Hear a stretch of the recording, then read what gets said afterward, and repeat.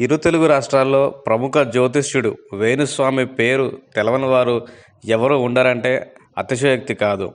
అంతలా ఫేమస్ అయ్యారు వేణుస్వామి. సమంత నాగచైతన్యాలు వివాహ జీవితం అంతా సాఫీగా సాగదని ముందే చెప్పి సంచలనం సృష్టించారు ఆయన. వేణుస్వామి చెప్పిన విధంగానే సమంత నాగచైతన్య విడిపోయారు. ఆ తర్వాత మెగా డాటర్ నిహారిక విడాకులు, rebel star Prabhas Adipurush cinema flop గురించి ముందే చెప్పి సోషల్ మీడియాలో ఫుల్ పాపులారిటీని సంపాదించుకున్నారు వేణుస్వామి. ఇక ఇదే విధంగా రాజకీయ నాయకుల జాతకాల గురించి కూడా ఆయన చెప్పినవి చెప్పినట్టుగానే జరుగుతూ వస్తూ ఉన్నాయి. ఇలాంటి నేపథ్యంలో టీడీపీ అధినేత చంద్రబాబు 2023లో న్యాయపరమైన చిక్కులు ఎదుర్కొంటారనే విషయాన్ని వేణుస్వామి ముందుగానే చెప్పడం జరిగింది. ఆయన చెప్పినట్టుగానే చంద్రబాబు స్కిల్ స్కామ్లో అరెస్ట్ అయ్యారు. ఇక ఏపీలో మరొకసారి జగనే అధికారంలోకి వస్తారని వేణుస్వామి పలు ఇంటర్వ్యూలో చెప్పడం విశేషం. ఆయన చెప్తూనే వస్తూ ఉన్నారు.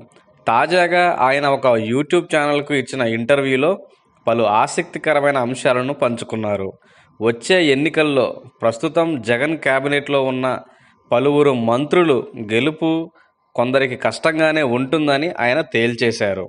రోజా, అంబటి రాంబాబు, అమర్నాథ్ వంటి నేతలకు వచ్చే ఎన్నికల్లో గట్టి పోటీ ఉంటుందని వేణుస్వామి తెలిపారు. ఇక ఈ ఎన్నికల్లో జగన్ అఖండ విజయం సాధిస్తారని మరోసారి కుండబద్దలు కొట్టేశారు. అయితే ఇక్కడే ఒక చిన్న మెలిక పెట్టారు వేణుస్వామి గారు. అసలు విషయం ఏమిటంటే జగన్ రెండవసారి గెలిచిన తరువాత కొన్ని న్యాయపరమైన సమస్యలు ఎదుర్కొంటారని వేణుస్వామి చెప్పుకొచ్చారు. అది ఈడీనా లేక సిబిఐనా అనేది తాను చెప్పనని, జగన్ రెండవసారి సీఎంగా బాధ్యతలు చేపట్టిన తరువాత కొన్ని సమస్యలను ఫేస్ చేస్తారని ఆయన తెలిపారు. జగన్పై వేణుస్వామి చేసిన ఈ వ్యాఖ్యలపై వైసీపీ శ్రేణుల్లో ఆందోళన మొదలైంది.